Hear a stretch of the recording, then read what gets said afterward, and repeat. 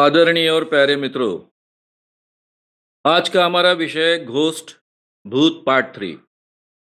क्या प्लैंचेट द्वारा भूतों को बुलाना संभव है?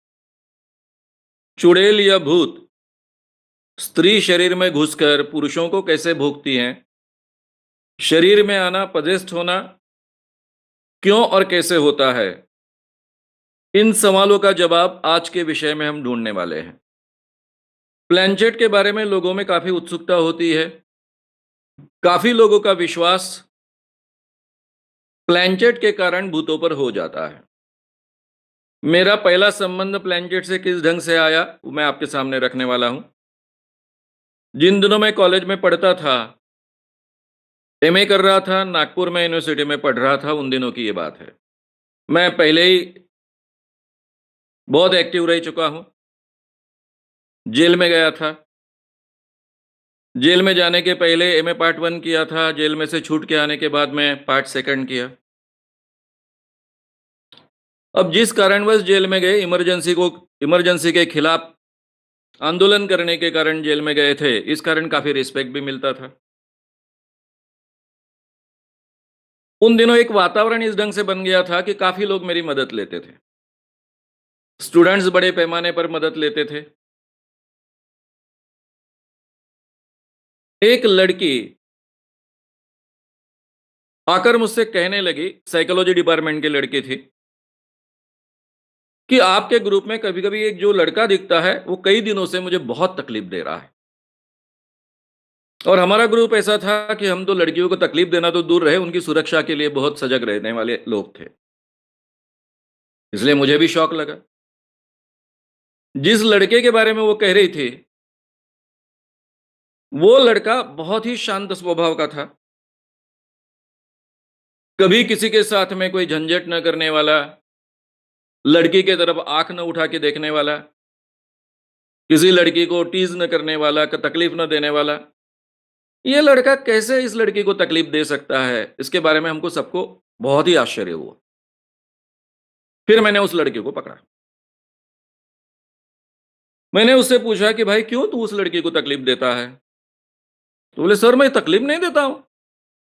मुझे तब भाई बोलते थे सब, भैया। नहीं भैया, मैं तो उनको तकलीफ नहीं देता हूं।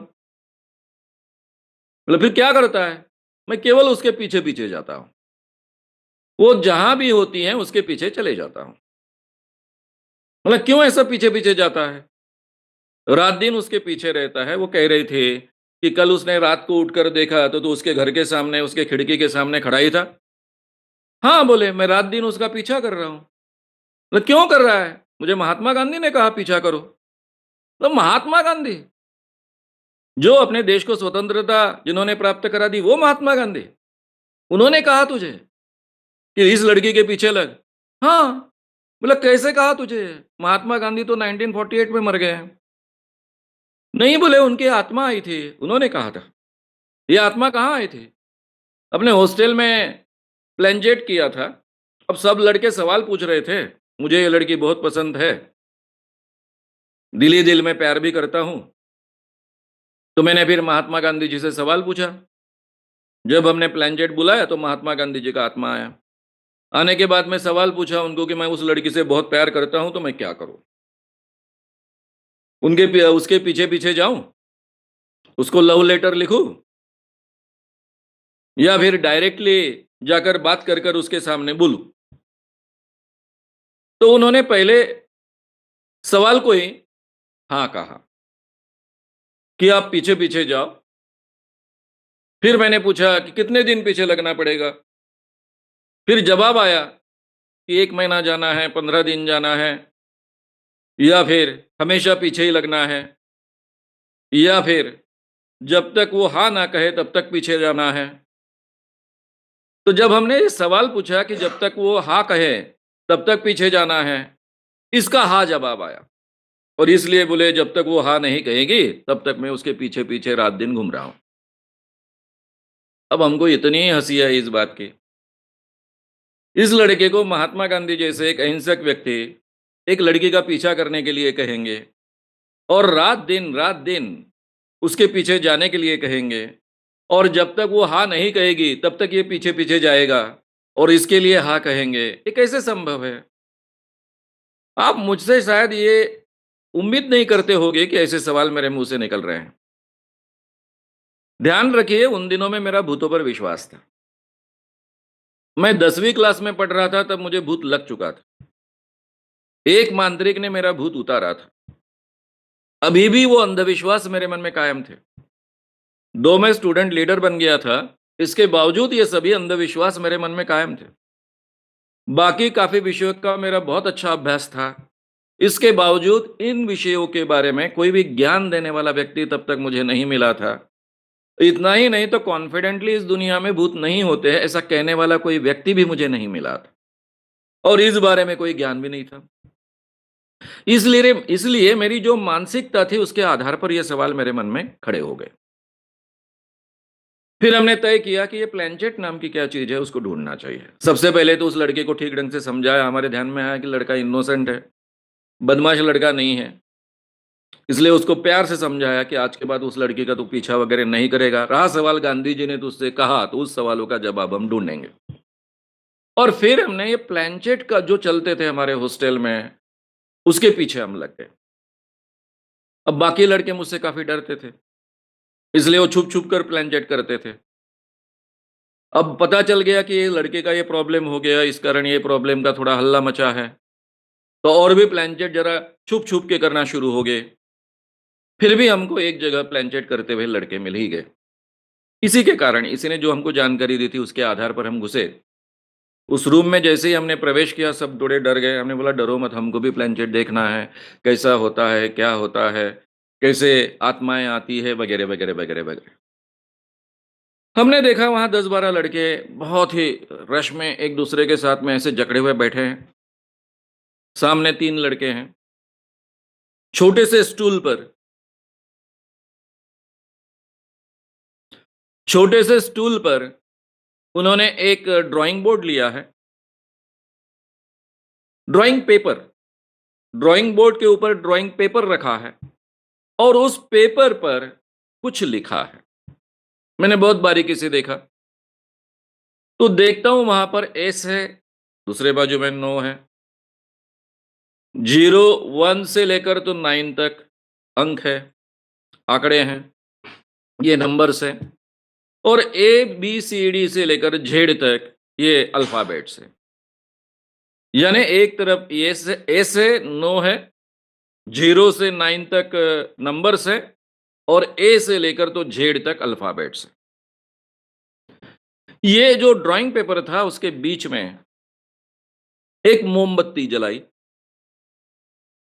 मोमबत्ती इस ढंग से जलाई कि वो कागज पर चिपके नहीं और उसके ऊपर एक ग्लास रख दिया।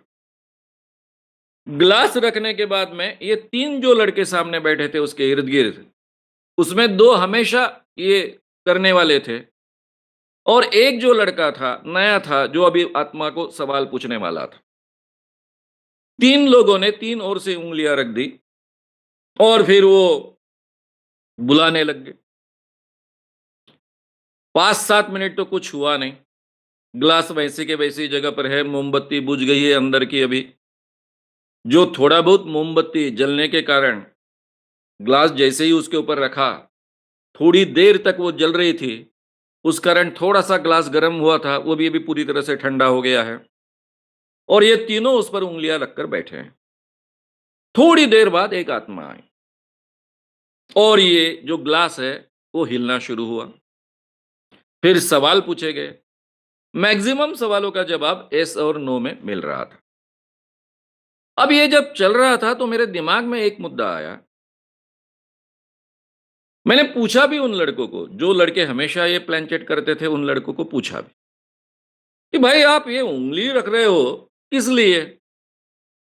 उन्होंने मुझे समझाया कि जो आसमान में आत्मा होती है, यानी हवा में जो आत्मा होती है, उसको अगर बुलाना है और उससे कुछ सवालों का जवाब प्राप्त करना है, तो उसके लिए एक माध्यम के मीडियम की ज़रूरत होती है और हम मीडियम बनते हैं और हमारे ज़रिए वो आता है। मैंने कहा ठीक है, आत्मा पहले हवा में ट्रैवल करती है तब उसको कोई प्रॉब्लम नहीं है। लेकिन उसको जब ग्लास के अंदर जाना होता है, तभी उसको मीडियम की ज़रूरत होती है और वो भी ह्यूमन बीइंग मीडियम की ज़रूरत होती है। वो भी ठीक है। अब एक बार ग्लास घूमना शुरू हुआ, इसका मतलब आत्मा ग्लास में गई? वो बोले, "हाँ।" मैंने बोला, "फिर हाथ अब अपनी उँगलियाँ निकाल डालो आप।" बोले, "ऐसे से होगा नहीं, वो मीडियम की उँगलियाँ वहीं लगती है।" अब सीधा कॉमन सेंस का ये सवाल था कि अगर आत्मा के कारण वो ग्लास घूमती है और सवालों का जवाब मिलता है, येस नो कहती है, नंबर्स बताती है, चाहे कोई अल्फ़ाबेट्स के ज़रिए कोई वर्ड्स बताती है, ये अगर बात सही है, तो वहाँ पर एक बार आत्मा आई, उसने घूमना शुरू किया, वो ग्लास या फिर कटोरी रहती, कुछ भी रहती, उसने घूमना शुरू किया कि उसके बाद में उँगलियाँ निकाल लेने के बाद भी घूमना चाहिए ग्लास अपने आप, क्योंकि आत्मा तो उसके अंदर है। लेकिन ये लड़के मुझसे कह रहे थे कि नहीं वो मीडियम वही होना चाहिए, मीडियम हाथ के ज़रिए ही वो अंदर जाता है। ठीक है, थोड़ी देर बाद मुझे सूझा, मैं पहले ही कह रहा हूँ कि उन दिनों में मेरा आत्मा, भूत इन सब प्रेतों पर वगैरह पे विश्वास था। मैं खूब बहुत अंधविश्वासी लड़का था। इसके बावजूद मेरा दिमाग चला और मेरे दिमाग में आया कि ये सब के सब लोग ऐसी उँगलियाँ लगा के बैठे हैं। मैंने कहा कि आप ऐसी उँगलियाँ मत रखिए, उल्टी उँगलियाँ रखें। और जैसे ही उल्टी उँगलियाँ रखे, ग्लास ने घूमना बंद कर दिया। अब आप कोई भी चीज़ को करके देखिए कि उल्टी तरफ से आप किसी चीज़ को धक्का नहीं दे सकते, ढकेल नहीं सकते हो। क्योंकि नाखून की ओर से अगर आप ढकेलने की कोशिश करोगे करोगे, तो ये नाखून आपको ढकेलने के लिए मदद नहीं करेगा, उल्टा आपकी उँगली ही आगे निकल जाएगी।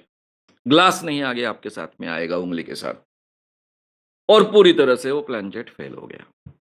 उसके बाद में जो भी प्लेनचेट हमारे हॉस्टल में चलते थे, हमने सबने फेल करवा दिए। उन दिनों मेरे ध्यान में एक बात आई थी कि ये बाकी आत्मा तो होगी, है, भूत है, लेकिन ये प्लेनचेट सही नहीं। ये प्लेनचेट में कोई दम नहीं होता है। ये प्लेनचेट के ज़रिए किसी भूत को बुलाया नहीं जा सकता है, किसी आत्मा को बुलाया नहीं जा सकता है। ऐसा मुझे तब लगा, उसके बारे में मैं कन्विंस हो चुका था। अब ये उन दिनों का मेरा खुद का अनुभव रहा है। उसके बाद में धीरे-धीरे, धीरे-धीरे इस विषय के क्षेत्र में मैं काम करने लग गया। अंधविश्वास का आंदोलन जैसे ही मैंने शुरू किया, बड़े पैमाने पर शुरू किया, तो शुरुआत में ही मुझे कुछ चीज़ों को हैंडल करना पड़ा। उसमें एक बहुत बड़ी केस थी श्री साप्ताहिक की। मराठी में एक श्री साप्ताहिक नाम का एक बहुत फेमस वीकली था। बड़े पैमाने पर उसके अंक निकलते थे। बड़े पैमाने पर बेचा जाता था। केवल महाराष्ट्र में नहीं था, तो इसका गुजराती एडिशन गुजरात में भी जाता था। मालिक भी गुजराती था। उन्हीं दिनों मेरा गुजरात में दौरा हुआ और इसमें कवर स्टोरी छपे थे, फ्रंट पेज पर। ये यानी टैबलॉइड साइज़ का था, बड़े साइज़ का था। उस पर एक बड़ा फ़ोटो छपा था भूत का और लिखा था, "आम्ही छापलेत आत्म्याचे फोटो, परामानसशास्त्रातील जगातील पहिले संशोधन." हमने आत्मा के फोटो प्रिंट किए हैं, पूरे दुनिया का पैरासाइकोलॉजी के क्षेत्र का ये पहला संशोधन है। अब मैं कह रहा हूँ इस दुनिया में आत्मा नहीं होती है, इस दुनिया में भूत नहीं होता है, इस दुनिया में कोई चमत्कार नहीं कर सकता है, इस विषय पर मैं भाषण दे रहा हूँ। और लोग ये गुजराती श्री का जो भी था और मराठी गुजराती दोनों लेकर मेरे सामने खड़े कर रहे हैं कि सर आप कह रहे हो कि इस दुनिया में भूत नहीं होता है, ये सब बातें झूठी है, ये देखो दुनिया का पहला संशोधन, यशस्वी संशोधन है, ये फोटो है। उसी को सटकर मेरा दूसरा दौरा आया मध्य प्रदेश का। अब मध्य प्रदेश में काफ़ी मराठी पढ़ने वाले लोग हैं। उनमें से कुछ लोग वो भी मुझे अंक बता रहे हैं। तो मुझे अपने काम में समय एडजस्ट कर ये श्री की जो कवर स्टोरी है उसको ढूँढना पड़ा। अब ये श्री साप्ताहिक को मैं बहुत अच्छे ढंग से जानता था। ये बम्बई से निकलता था, मुंबई से निकलता था, प्रकाशित होता था, पब्लिश होता था। और मैं पूना में काम कर चुका था। पूना में जब मैं काम करता था, मेरा बम्बई से बहुत संबंध आता था क्योंकि हफ्ते में महीने में कम से कम 4 दिन मैं मुंबई में सिनेमा कवर करने के लिए जाता था। तो काफ़ी वहाँ के फ़ोटोग्राफ़र से भी मेरी दोस्ती हुई थी, क्योंकि उनके फ़ोटो मेरे प्रेस के लिए, मेरे पब्लिकेशन के लिए मैं हमेशा लेता था। तो बम्बई जाना पड़ा मुझे, मैं बम्बई गया, बम्बई में मुंबई में जाकर मैंने ढूँढने की कोशिश की, 3-4 दिन मुझे सोर्सेज़ प्राप्त करने के लिए समय लगा। सबसे पहले तो ये जानने की कोशिश की कि ये फ़ोटो किसने निकाले हैं, क्योंकि उसमें स्टोरी में कहा गया था कि ये इंफ्रारेड के टेक्निक के ज़रिए फ़ोटो निकाले हैं। इसलिए मेरे 3-4 दिन तो बर्बाद हो गए उसमें। क्योंकि इंफ्रारेड फ़ोटोग्राफ़ी कौन करता है, इसकी जानकारी मिल नहीं रही थी और ये तो इंफ्रारेड से निकाले गए हैं, ऐसा कहा गया था। फिर मुझे एक फ़ोटोग्राफ़र मित्र ने सुझाया कि जो श्री का हमेशा का फ़ोटोग्राफ़र है और उनके यहाँ काम भी करता है संपादकीय विभाग में, सोमपुरा उनका नाम था, शायद उन्होंने फ़ोटो निकाले होंगे। अब उनसे मेरा परिचय पहले था। मेरे मनोहर के लिए पूना में जिस पब्लिकेशन में मैं काम करता था, उसके लिए उनके पास से कभी फ़ोटो मैंने लिए थे। अब मुझे भी वो पहचानते थे। इसके बावजूद हमने मेरे साथ में जो लोग काम कर रहे थे, गुजरात का चकासनी चमत्कार चकासनी केंद्र कर कर एक गुजरात का केंद्र था, जो बम्बई से काम करता था और उन लोगों के साथ में मेरी बहुत अच्छी मित्रता थी। अब ये सोमपुरा जी शायद उनके पहचान के हैं, इसकी मुझे जानकारी थी, गुजराती होने के कारण।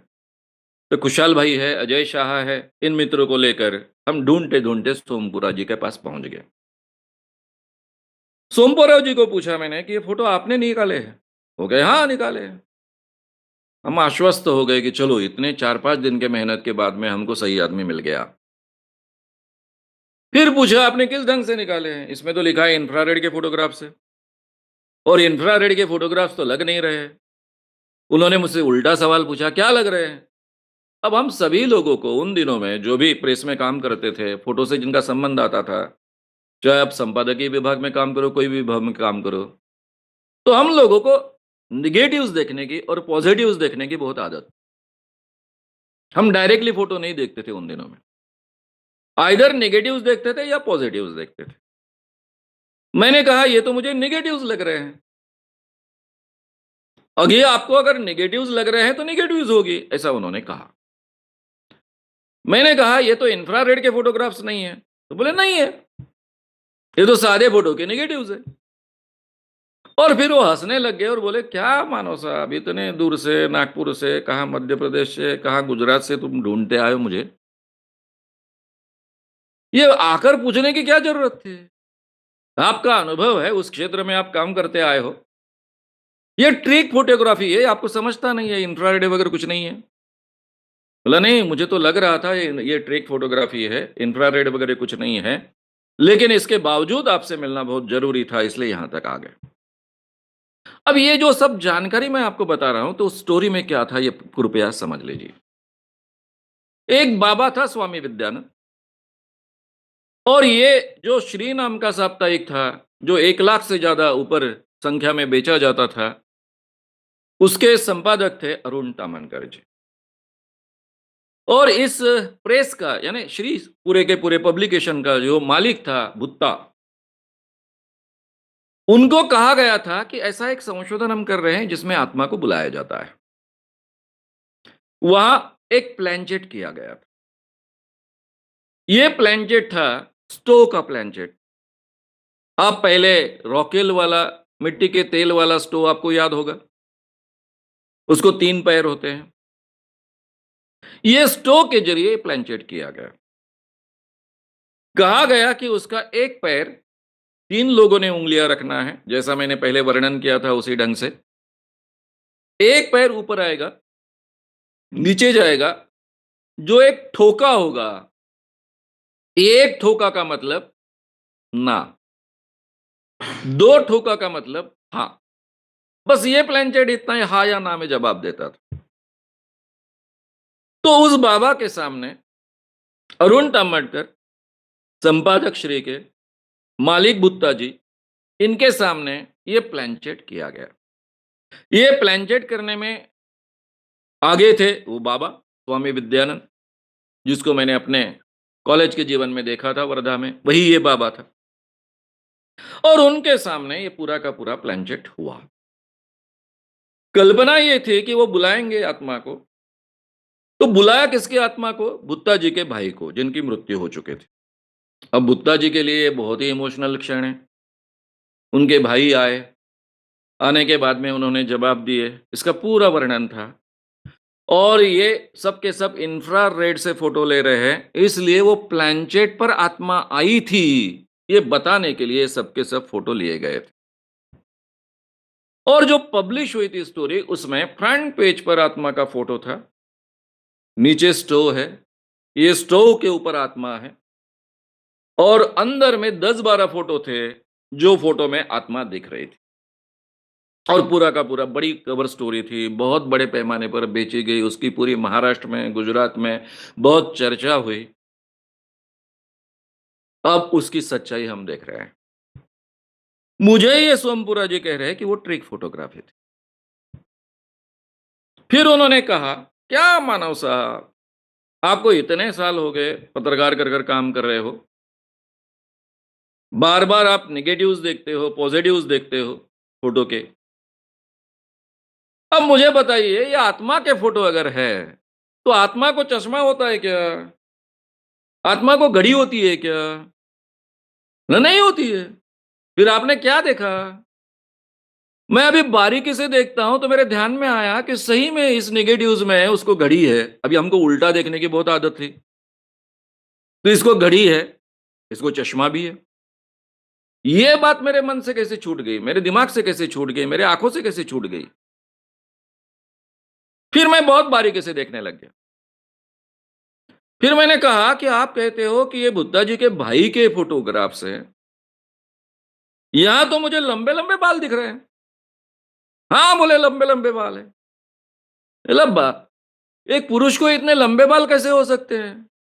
वो मुझसे कहने लगे, अभी ये इनको इनका तो सब नाटक चल रहा था। मैंने फ़ोटो लिए, ना आत्मा के फ़ोटो आए, ना कुछ आए। पूरे ब्लैंक आ गए, केवल स्टोव के फ़ोटो आए। अब केवल स्टोव के फ़ोटो मैं देता, तो ये पूरी की पूरी इनकी कवर स्टोरी फ़ेल हो जाती। नंबर 2, मेरे को पैसा भी नहीं मिलता। मैंने सीधा सिगारेट जलाई, स्टोव के नीचे रख दी। 2-3 सिगारेट जलाकर स्टोव के नीचे रखने के बाद में जो धुआँ उठा, उस धुएँ के सब फ़ोटो ले लिए स्टोव के साथ में, ऊपरी हिस्से के साथ में और ये ट्रिक फ़ोटोग्राफ़ी के ज़रिए नेगेटिव्स इसके इनको फ़ोटो करके दे दिए। अब जिस व्यक्ति ने सिगारेट के धुएँ के आत्मा कर फ़ोटो तैयार किए, बुद्धा जी के भाई का फ़ोटो नहीं मिल रहा था, इसलिए उनके माँ का फ़ोटो उसमें उसके नेगेटिव्स एडजस्ट कर दिए। इतनी आसानी से, इतना सिंपल टेक्निक उपयोग कर इन फ़ोटो को तैयार किया गया था। और कवर स्टोरी में लिखा था, आम्ही छापलेत आत्म्याचे फोटो, परामानसशास्त्रातील जगातील पहिलं यशस्वी संशोधन। पूरे दुनिया में परामानसशास्त्र पैरासाइकोलॉजी का ये पहला यशस्वी संशोधन है, ऐसा उसमें कहा गया था। केवल बात यहाँ तक सीमित नहीं थी, क्योंकि उसके बाद में उस बाबा को मिलने के लिए मैं गया। अब बाबा मेरा चेहरा तो पहचानता नहीं था, मेरे कॉलेज के दिनों में उसने मुझे देखा था। दूसरा नाम लेकर मेरे मित्रों के साथ में बाबा को मिलने को गया। इन्हीं मित्रों के साथ में खुशहाल भाई, अजय शाह जी वगैरह इनके साथ में गया। उन्हीं के नाम बताकर हम गए। उसका मैंने इंटरव्यू लिया। वो इंटरव्यू में गाली देता है, अंधविश्वास के क्षेत्र में काम करने वाले हम लोगों को। मेरे सामने ही गाली देता है। वो कहता है कि जयंत नारळीकर जैसे इतने बड़े साइंटिस्ट, उनको हमने लेटर लिखा। इस लेटर में कहा कि हमने ऐसा-ऐसा संशोधन किया है, आप जाँचने के लिए आइए और इसको मान्यता दीजिए ताकि पूरे दुनिया में भारत का नाम होगा। तो ये साइंटिस्ट भी फिर उन्होंने बहुत गंदे शब्दों का उपयोग किया जयंत नारळकर जी के बारे में, कि अपने आप को इतने बड़े साइंटिस्ट कहते हैं, लेकिन इनमें इतनी हिम्मत भी नहीं है कि पैरासाइकोलॉजी का संशोधन जो होता है उसको जाँचा जाए। उल्टा उन्होंने मुझे लेटर भेजा, यानी जयंत नारळीकर जी ने लेटर भेजा, वो लेटर भी उन्होंने बताया। उन्होंने कहा, जयंत नारळीकर जी बहुत ही ऊंचे दर्जे के साइंटिस्ट हैं, हम सबको पता है। वो हमारे प्रधानमंत्री के वैज्ञानिक सलाहकार भी रह चुके हैं, ये भी हमको पता है। जयंत नारळीकर जी ने लिखा था कि कोई भी साइंटिस्ट इस ढंग के संशोधन जांचने के लिए पर्याप्त नहीं होते हैं। मेरे साथ में आपने एक मैजिशियन को बुलाना चाहिए और उनके साथ में अंधविश्वास के क्षेत्र में काम करने वाले मुझ जैसे यानी श्याम मानव जैसे लोग हैं, उन लोगों को बुलाना चाहिए। उनके सामने ये संशोधन का परीक्षण होना चाहिए। तो फिर उसमें से कुछ सच्चाई है तो सामने आएगी। और इसलिए उनको बहुत गुस्सा आ रहा था कि मैजिशियन को बुलाओ, श्याम मानव जैसे व्यक्ति को बुलाओ, और ये सब हो रहा है। अब ये सब जानकारी प्राप्त करने के बाद में अब हमको एक्सपोज करना था। अरुण साधु एक बहुत ही फेमस लेखक है, पत्रकार है, जिनके नॉवेल्स पर पिक्चर्स निकल चुके हैं। वे मेरे बहुत अच्छे मित्र थे। अब उन दिनों मेरे पास पैसे नहीं रहते थे, नौकरी छोड़कर पूरे समय ये काम कर रहा हूं, जेब पूरी तरह से खाली रहता था। उन्होंने मुंबई की प्रेस कॉन्फ्रेंस आयोजित की, पूना की प्रेस कॉन्फ्रेंस का अपने मित्रों से बोलकर आयोजन करवा दिया। इतना ही नहीं तो जाने आने का खर्चा भी उठा लिया। उसके बाद में औरंगाबाद में प्रेस कॉन्फ्रेंस हुई, उसके बाद में नागपुर में प्रेस कॉन्फ्रेंस हुई, और चारों जगह हमने श्री को जाहिर आह्वान दिया। ये सब जो मैंने आपके सामने कहा, प्रेस में सभी पत्रकारों के सामने कहा, और उनसे कहा कि सीधा सीधा हमारा 1 लाख रुपए का प्राइज है। उन दिनों में 1 लाख रुपए का प्राइस था, अभी वो 25 लाख का हो गया है। ये जो आत्मा के फोटो है, ये ट्रिक फोटोग्राफी है, ऑलरेडी छप चुके हैं, सबके सामने है। ये ट्रिक फोटोग्राफी, इसके सभी प्रूफ्स हमारे पास है। किसने निकाले यहां से लेकर सब बातें हमारे पास है। ये सब के सब झूठ बात कहकर लोगों को ठगने का इनका धंधा है। अगर सही में आत्मा और आत्मा के फोटो लिए जा सकते हैं, तो उसके लिए हमको सीधा सीधा इनको हम आह्वान देते हैं, चैलेंज देते हैं कि इन्होंने हमारे सामने ऐसे फोटो निकाल कर बताए, चाहे इंफ्रारेड से निकाल कर बताए, चाहे कोई भी टेक्निक से निकाल कर बताए, इनको हम 1 लाख रुपए का प्राइज देंगे। अब ये चारों बड़ी जगहों पर प्रेस कॉन्फ्रेंस हुई, बड़े पैमाने पर वो छपकर आई। परिणाम ऐसा हुआ कि बुत्ता जी बहुत बिफर गए। अब वो मालिक थे, उनको बहुत गुस्सा आया कि मुझे इस ढंग से ठगा गया। उन्होंने सीधा जो कवर स्टोरी लिखने वाले अरुण तामणकर जी थे, श्री के संपादक थे, जब से उन्होंने श्री ज्वाइन किया था, श्री कहाँ के कहाँ निकल गया था। उनको छोड़ने के लिए कह दिया। अरुण तामणकर जी को रिजाइन करना पड़ा। केवल इतना आउटपुट इस स्टोरी का आया। लेकिन इस ढंग से ये ठगी होती है, ये भी हम सिद्ध कर पाए। ये सबसे बड़ी बात इसमें से सिद्ध हुई। तो मित्रों, ये जो दूसरा मैंने प्लेनचेट आपको कहा, ये स्टोव का प्लेनचेट होता है। स्टोव लेते हैं, 3 लोग उंगलियां रखते हैं, ये मीडियम कहा जाता है, और सवाल पूछते हैं। इसमें केवल यस या नो जवाब आते हैं। आत्मा के बारे में भी पूछते हो, आप किसकी आत्मा हो, उसमें भी यस या नो में जवाब आते हैं। जब एक बार ये स्टोव के 3 पैर होते हैं, उसमें से एक पैर ऊपर आएगा, फिर नीचे जाएगा, उससे एक ठोका होगा। उस एक ठोके का मतलब होता है ना, 2 ठोकों का मतलब होता है हाँ। इस ढंग से इसके जवाब लिए जाते हैं। ये भी पूरी तरह से लोगों का ठगने का एक धंधा है। इसमें कोई आत्मा नहीं आती है, आत्मा नहीं आ सकती है। अब उससे आगे, इसके भी आगे एक दूसरा और बड़ा प्रोफेशनल प्लेनचेट करने वाला मेरे पास गुजरात से मेरे मित्र आए, यही चमत्कार चकासनी केंद्र के। उन दिनों बंबई में किसी व्याख्यान के लिए मैं आ गया था।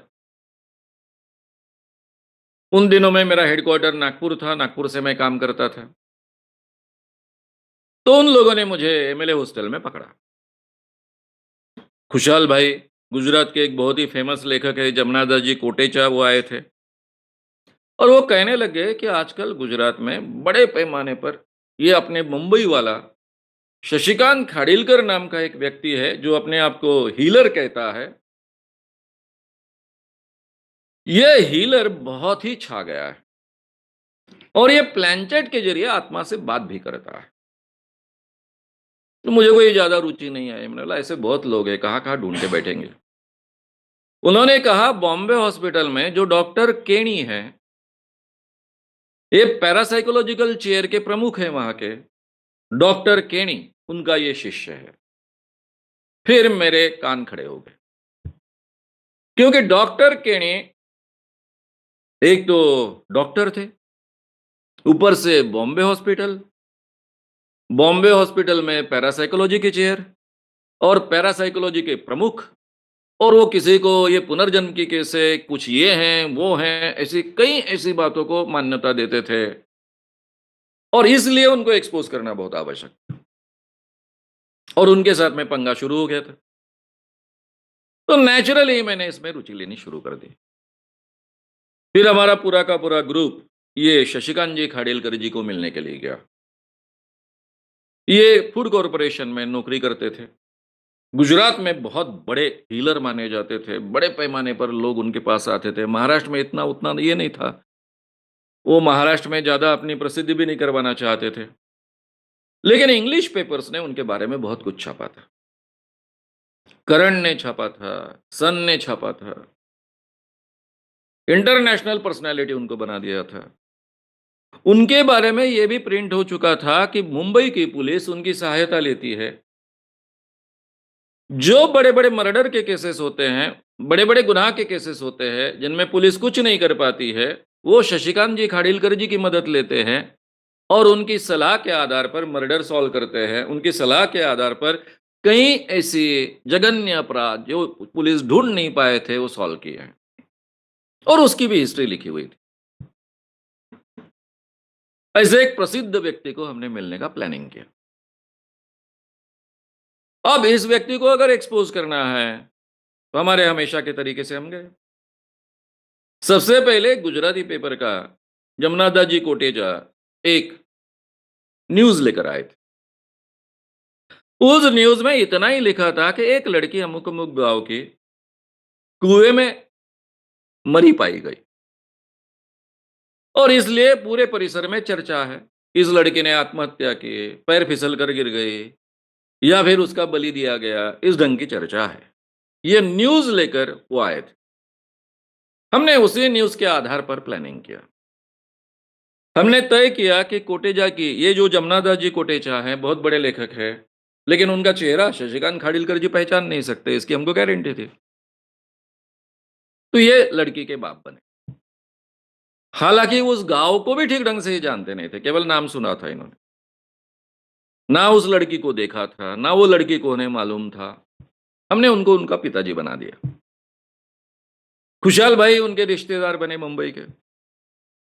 मैंने पहले ही कह दिया था कि मेरा नाम नहीं कहने का, नहीं तो वो शशिकांत खाडिलकर बहुत सजग हो जाएगा और ठीक ढंग से नहीं बोलेगा।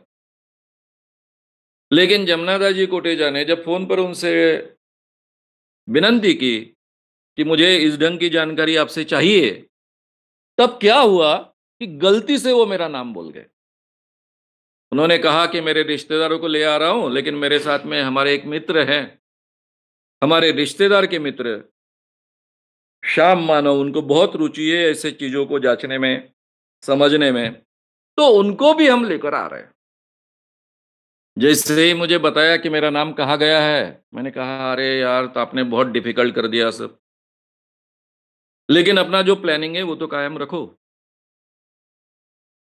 हम गए मिलने के लिए, मेरे साथ में मेरे साथी प्राध्यापक एन.एन. कुलकर्णी भी थे। अब मेरा नाम पता चलने के कारण मुझे उनको बहुत रिलैक्स करने के लिए 1 घंटा पहले उनसे बात करनी पड़ी। उन्होंने कहा आते ही कि मैंने आपके बारे में बहुत सुना है, आप बहुत एग्रेसिव हो, लोगों का ये करते हो, वो करते हो, लेकिन आप तो बहुत अच्छे दिख रहे हो। इतने उग्र वगैरह नहीं लग रहे हो, बहुत सज्जन से आदमी लग रहे हो। मैं धीरे-धीरे बात करते-करते इनको इतना आश्वस्त कर दिया, ये मेरा टेक्निक है। जो लोग जानते हैं, उन्होंने कुछ सुना होता है, एक्चुअली में मिलते हैं, दूसरा ही कुछ होता है। वो इतने रिलैक्स हो गए कि उनको अपना कोई भी काम करने के लिए डर नहीं लग रहा था। केवल इतना हुआ था कि हर केस के लिए वो ₹150 लेते थे। अब उन दिनों में ₹150 भी बहुत बड़ी कीमत है। ये 1983-84 की बात है। तो नेचुरली उन्होंने ₹150 नहीं लिए, क्योंकि मैं था, एक पत्रकार सामने है तो नहीं लेना चाहिए। इधर-उधर की बातें चली, बहुत सी बातें हमारी चली, ये हीलिंग क्या होता है? ये मेंटल हीलिंग के ज़रिए लोगों को कैसे ठीक किया जा सकता है?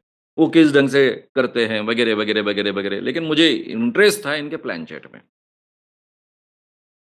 फिर जमनादा जी कोटेचा हमारी बात जब चलती थी, बीच में ही चिढ़ जाते थे, बोलते थे मुझे गुजरात जाना है, बहुत लंबा जाना है, आज ही निकलना है, मेरा काम जल्दी कीजिए। फिर बीच में वो खुशहाल भाई मेरे साथ झगड़ने लगे उनके सामने।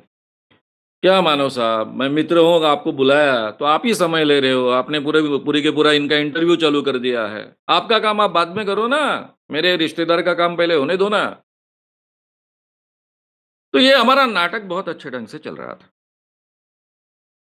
फिर अभी पूरी तरह से ऐसा लगा खाडिलकर जी को कि मैं बहुत इम्प्रेस कर पाया हूँ इस पत्रकार को, श्याम मानव को। इसके बाद में उन्होंने वो प्लानचेट का काम शुरू किया।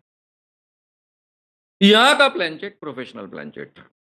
मैंने आपको पहले ही कहा प्लानचेट का पहला तरीका कि एक ड्राइंग पेपर लेते हैं। ड्राइंग पेपर बहुत चिकना होता है। कोई भी चीज़ आसानी से उस पर खिसकती है, इसलिए ड्राइंग पेपर। उस ड्राइंग पेपर पर येस, नो होता है। 0 टू 9 नंबर्स होते हैं। ए टू ज़ेड अल्फ़ाबेट्स होते हैं। और जो भी उसके ऊपर चीज़ रखेंगे, कभी मोमबत्ती पर चीज़ रखी जाती है, कभी मोमबत्ती भी नहीं लगाते हैं, उसके बिना ही कोई चीज़ को रखते हैं, कभी कटोरी रखते हैं, कभी ग्लास रखते हैं, लेकिन ग्लास हल्का होना चाहिए, बहुत वज़नी नहीं होना चाहिए। और फिर 3 लोग जनरली उँगलियाँ रखते हैं, कभी-कभी 4 भी रखते हैं, लेकिन 3 लोगों का प्रचलन है। 3 लोगों ने उँगलियाँ रखने के बाद में ग्लास पर कहीं तो भी एक साइन किया जाता है कि ये साइन जहाँ रुकेगा वो अल्फ़ाबेट या वो नंबर या फिर येस, नो ये आत्मा ने कहा है। और आत्मा को बुलाने की कोशिश में कौन-सी आत्मा आई नहीं ये भी कन्फर्म किया जाता है। दूसरा मैंने आपको कहा दूसरा प्लैंचेट का तरीका स्टो है।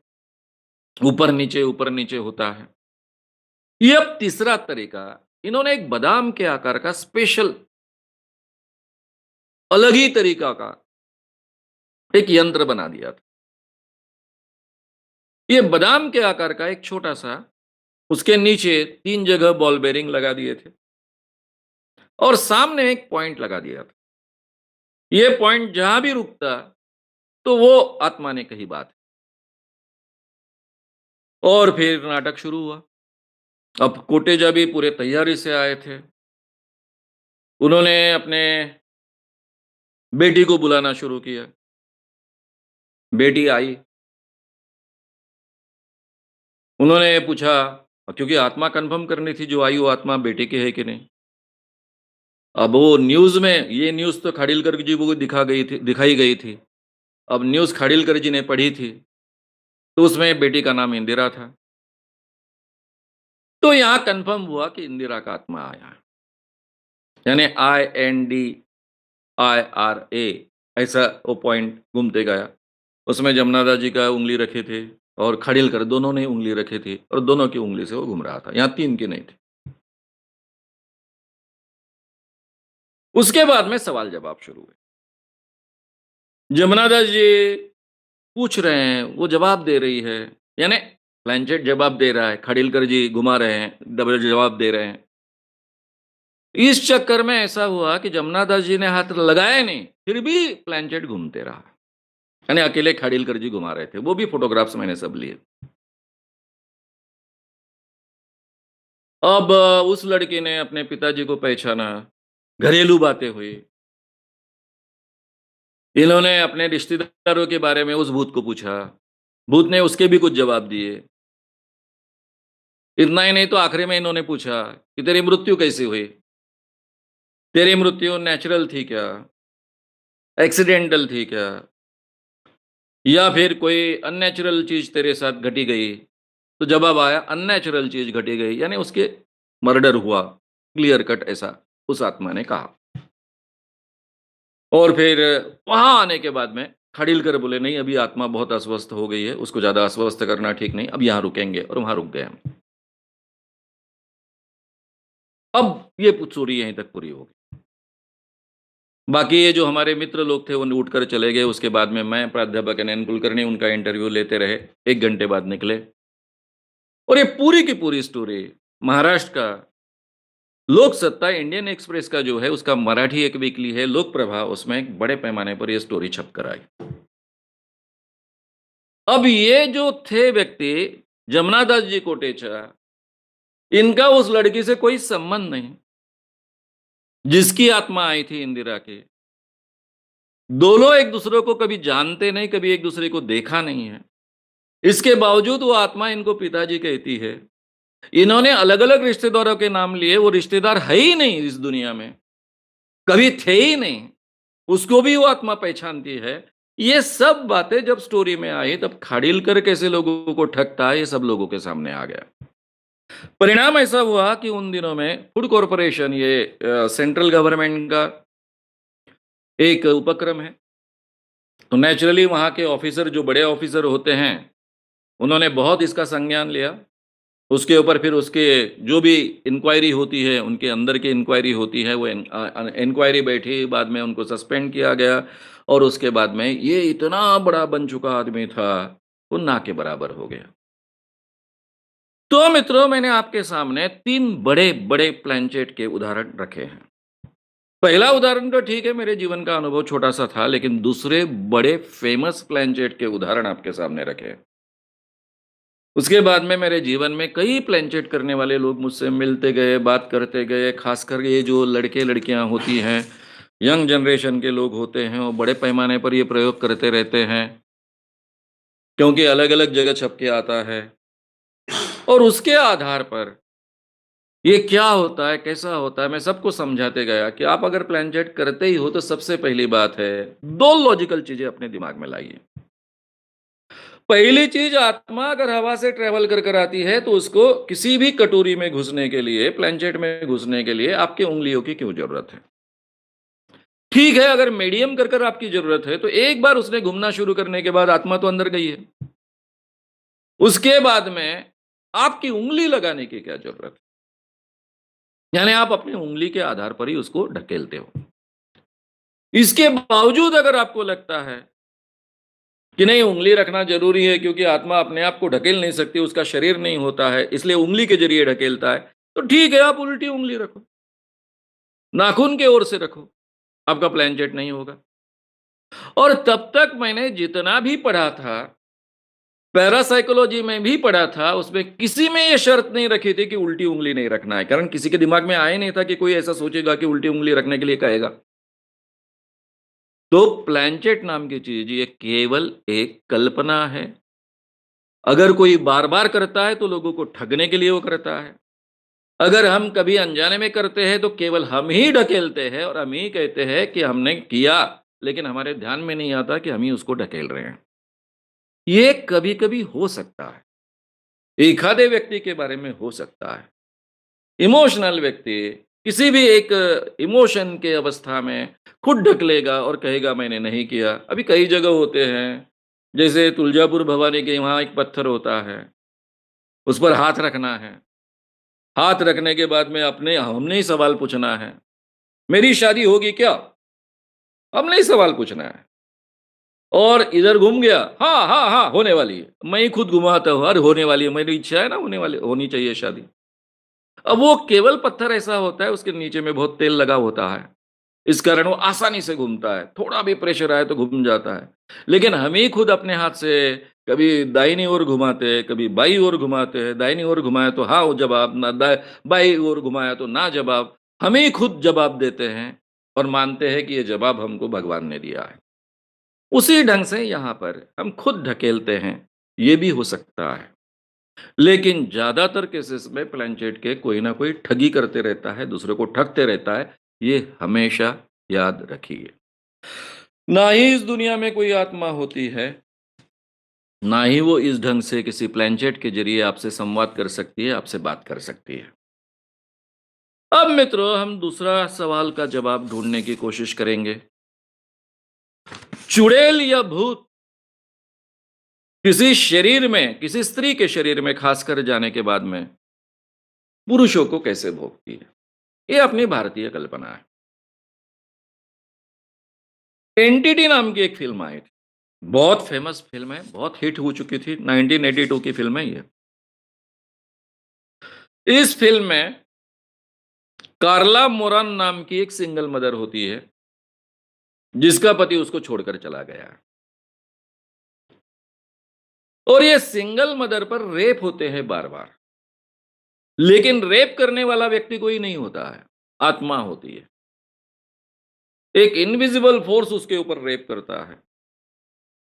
ये फ़िल्म टेक्निकली बहुत ही सुपर्ब थी। ये रेप एक्चुअली बताए गए थे। पिक्चर पूरे दुनिया में सुपर डुपर हिट हुई, भारत में भी सुपर डुपर हिट हुई।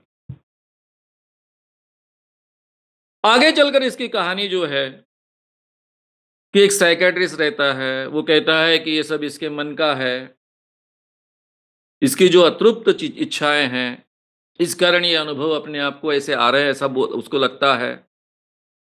एक्चुअली उस पर कोई रेप नहीं होता है।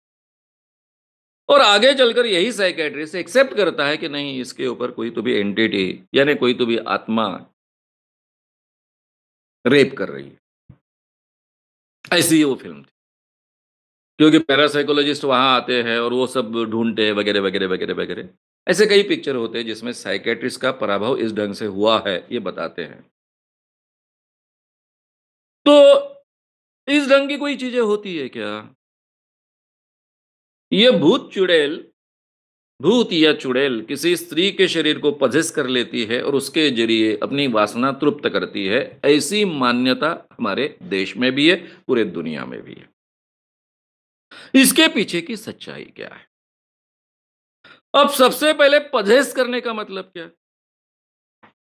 कल्पना तो ऐसी है कि किसी व्यक्ति के शरीर में किसी आत्मा, अतृप्त आत्मा घुस जाती है। वो पूरी तरह से उस व्यक्ति को, उसके शरीर को कंट्रोल करती है। और ये जो स्त्री होगी या पुरुष होगा, वो उसके आत्मा के अधीन हो जाता है। इसको हम पजेशन कहते हैं, पजेस्ड कहते हैं। और अपनी भाषा में कहते हैं कि भूत ने उसको जकड़ लिया, उसके शरीर में भूत आया। पजेस का भाषांतर देखेंगे तो भूतग्रस्त ऐसा भी है। अब ये भूतग्रस्त हुई व्यक्ति सही माने में इस ढंग से उसके जरिए कई पुरुषों के साथ में संबंध बनाती है। ये सच्चाई है। गाँव-गाँव में मैंने ये देखा है। मैं एक व्यक्ति के जो पिताजी थे उनसे मिला। उनके बेटे के बारे में ऐसा कहा जाता था, बेटी सुंदर है, कि उसको भूत ने पजेस किया है।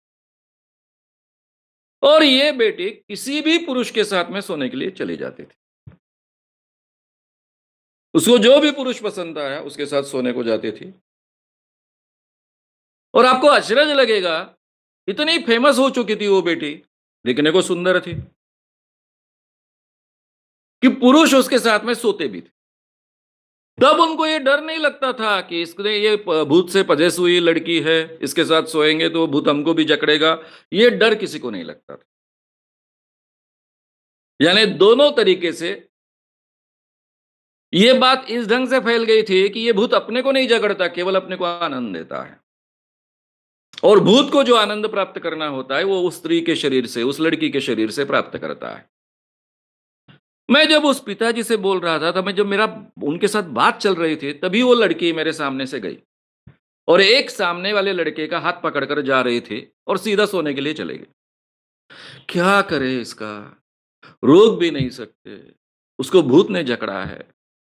किसी के साथ भी सो लेती है। पूरा बदनाम कर कर रखा है।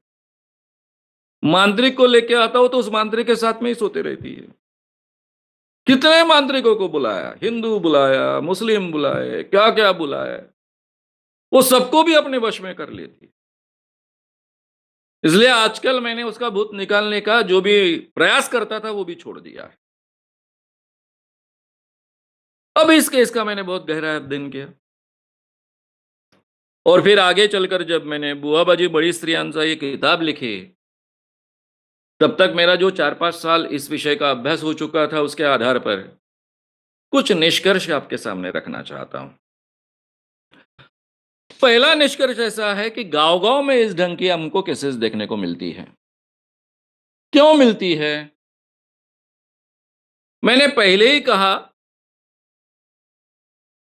कि वह इन चीज़ों का अध्ययन करने के लिए जहाँ पर हमेशा भूत उतारे जाते हैं, ऐसी कई बड़ी जगहों पर जाकर कई दिनों तक बैठे रहा। बारीकी से देखता रहा। पहले से इन्वेस्टिगेटिव जर्नलिस्ट होने के कारण नेचुरली एक आँख ट्रेन्ड हो गई है। कोई भी चीज़ जाँचने की, समझने की, पेनिट्रेट करने की एक क्षमता आ गई है। आम आदमी को जो समझने के लिए ज़्यादा समय लगता है, अगर आप उस क्षेत्र में ट्रेन्ड हो तो आपको कम समय में वो चीज़ें ध्यान में आती है। बैठे-बैठे मैं कई स्त्रियों को देखते रहा। इसमें से जो ऐसी स्त्रियाँ हैं कि जो पजेस की गई है, इस कारण उनको भूत उतारने के लिए वहाँ बार-बार लाया जाता है। इन स्त्रियों के वहाँ के कई लोगों के साथ में रिलेशन तैयार हो जाते हैं। खासकर वहाँ के जो मांत्रिक हैं। अब ये मांत्रिक लोगों के साथ में कुछ जवान ऐसे लड़के रहते हैं जिनको कोई काम-धंधे नहीं होते हैं। वो भी यही काम करते हैं। इनको भी नई-नई लड़कियाँ, नई-नई औरतें मिलते रहती हैं।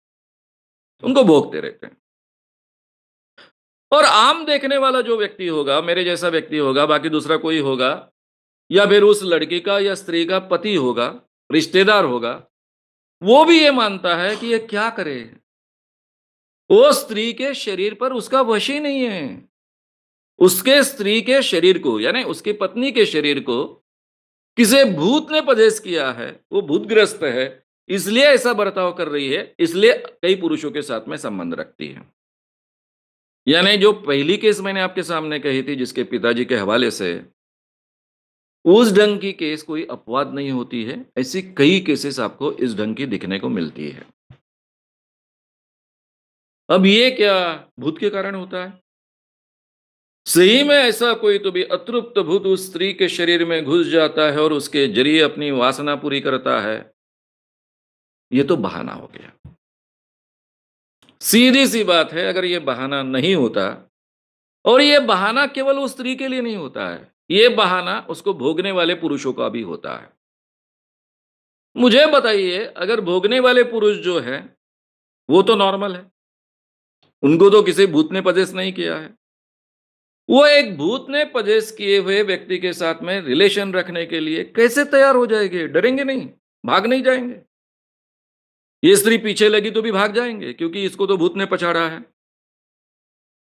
भूत मेरे साथ में आगे चलकर संबंध रखने वाला है या फिर मुझे भोगने वाला है। पुरुष तो भाग जाएगा, लेकिन ऐसा नहीं होता है। क्योंकि ये सीज़न बन जाते हैं। स्त्रियों को भोगने के लिए उन्होंने इस ढंग का एक तरीका इज़ाद किया हुआ है। मैं बहुत ही ज़िम्मेदारी से ये बात कह रहा हूँ। मैंने बहुत बारीकी से ये चीज़ें देखी हैं। 1987 से ये लिखते आया हूँ। ये हमेशा हर जगह नहीं होता है। या भूत पजेस होने वाली स्त्रियाँ जो है 100 में से पूरी 100 के 100 इस ढंग की होगी, इस ढंग का नहीं होता है। लेकिन उसमें 5% 7% ऐसी स्त्रियाँ होती हैं। ये क्यों होता है, ये हमने समझ लेना चाहिए।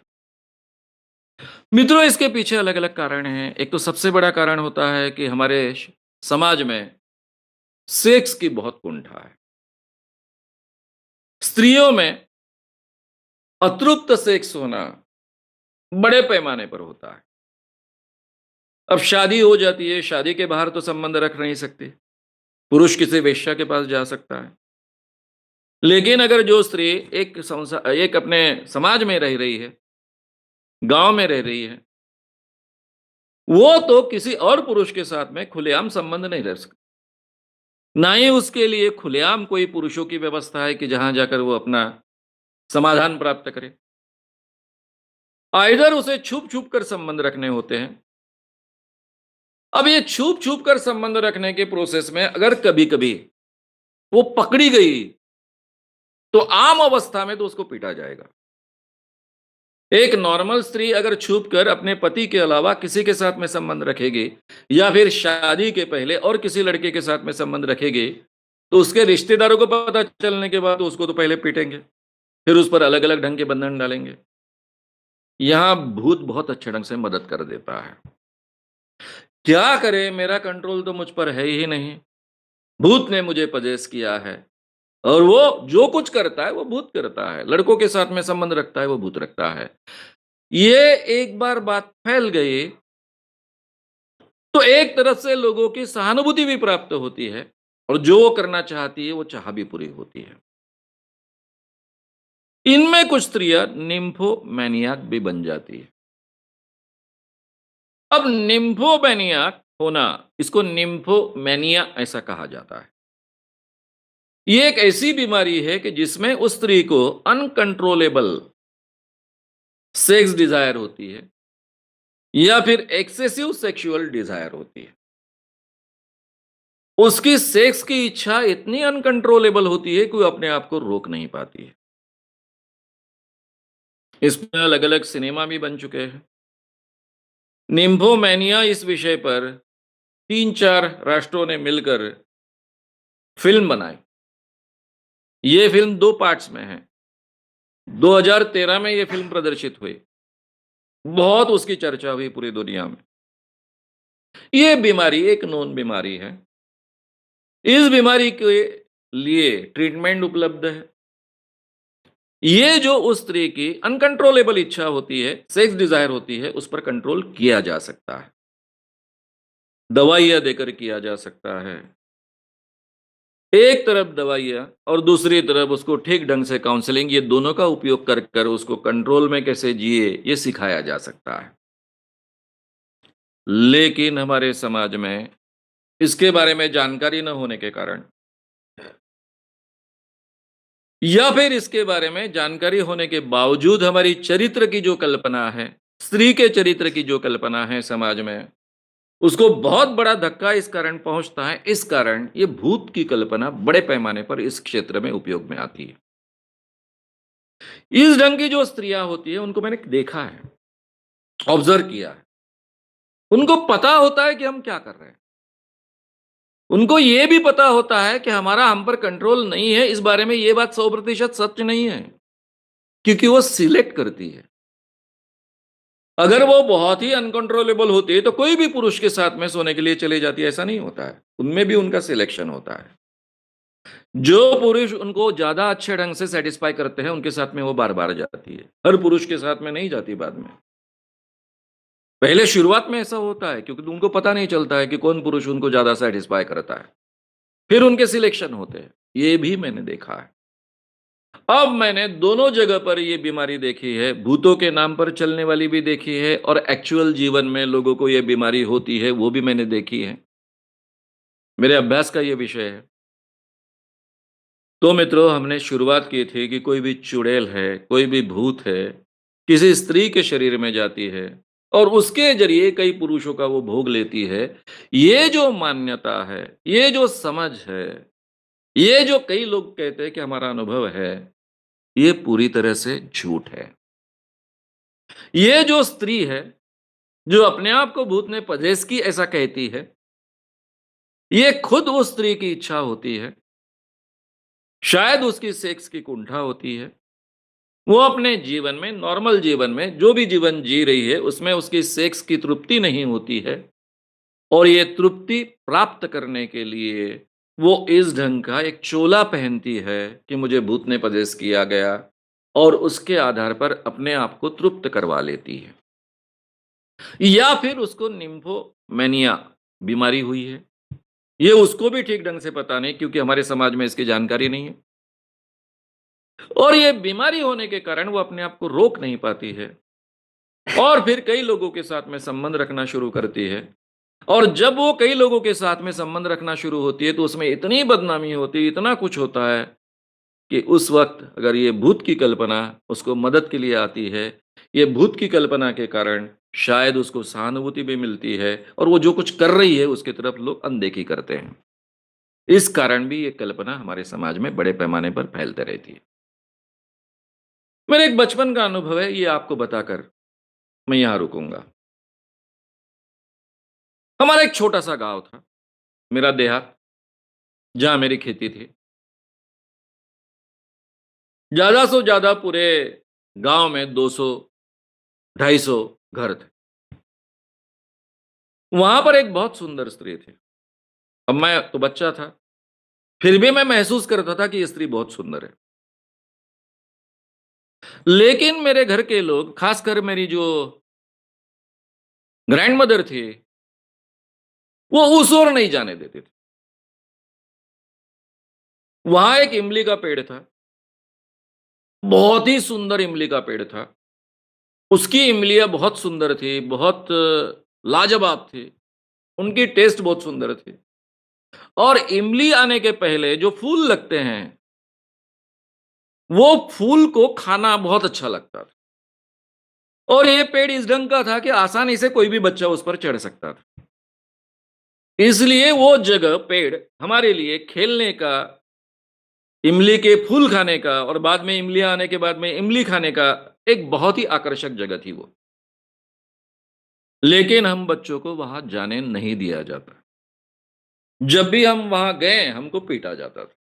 मैंने कई बार मार खाया है। क्योंकि वहाँ वो इमली का पेड़ जिस एरिया में था, उसी एरिया में, उसी के आंगन में वो पेड़ था। उस घर में एक बहुत सुंदर औरत रहती थी। कुछ दिनों बाद उसका पति भाग गया था। पति भागने के बाद में उसको 3-4 बच्चे हुए। अब स्वाभाविक सवाल पूछते थे हम, ये किसका बच्चा है? तो हमको कहा जाता था कि वो भूत स्त्री का बच्चा है। ये भूत स्त्री है, ऐसा हमको कहा जाता था। अब उन दिनों तो हमको बच्चा कैसा होता है ये भी मालूम नहीं था। हमको कहने की ज़रूरत नहीं थी कि ये भूत का बच्चा है। लेकिन पूरा का पूरा गाँव, ये स्त्री को जो बच्चे हुए हैं, वो भूत से हुए हैं। भूत उसके साथ में संबंध रखते हैं अलग-अलग और ये अलग-अलग जो भूत हैं, उनके कारण उसके बच्चे हुए हैं, क्योंकि पति तो भाग गया है। ये जब मैं बड़ा हुआ, तब मेरे समझ में आया कि ये भूत के बच्चे क्यों कहा जाता था। और फिर जब अच्छी समझ आ गई, तब पता चला ये भूत कोई आसमान वाले नहीं हैं, गाँव में ही रहने वाले हैं और तो फिर उन भूतों का भी आगे चलकर पता चल गया। अब मुझे बताइए कि एक गाँव में, छोटे से गाँव में, जहाँ कोई भी बात छुप नहीं सकती है, एक स्त्री का पति भाग गया है, स्त्री बहुत सुंदर है, गाँव के कई अमीर लोगों के साथ में वो संबंध रखती है और पूरा गाँव उनके बच्चों को भूत के बच्चे कहता है। तो ये जो चरित्र की हमारी कल्पना है, ये चरित्र की कल्पना से बचने के लिए भी भूत का उपयोग बड़े पैमाने पर गाँव-गाँव में होता है। ये बात मुझे आपके के साथ शेयर करनी थी, बतानी थी। मित्रों, ये बात तो मैं आपसे कह गया हूँ, लेकिन इसमें एक दूसरी बात, बहुत ही महत्व की बात उजागर होती है, उस ओर भी आपका ध्यान खींचना चाहता हूँ। और ये दूसरी महत्व की बात है, ये भूत के नाम पर ये जो कुछ होता है, इसके पीछे भी एक बहुत गहरा कारण है। ये हम केवल मज़ाक कर कर नहीं ले सकते या केवल अंधविश्वास कर कर नहीं ले सकते। और ये जो गहरा कारण है, वो स्त्री की सेक्स की कुंठा। आज की समाज व्यवस्था में अगर पुरुषों का सेक्स का समाधान नहीं होता, तो उनके लिए अलग मार्ग है। पैट्रियार्कल सोसाइटी होने के कारण उनके लिए मार्ग उपलब्ध है। स्त्री के लिए ये मार्ग उपलब्ध नहीं है और उसकी भी तो ज़रूरत है। शायद इसलिए तो ये भूत की कल्पना यहाँ नहीं आई है। ये भी हो सकता है। यहाँ हम रुकेंगे। धन्यवाद, धन्यवाद, धन्यवाद।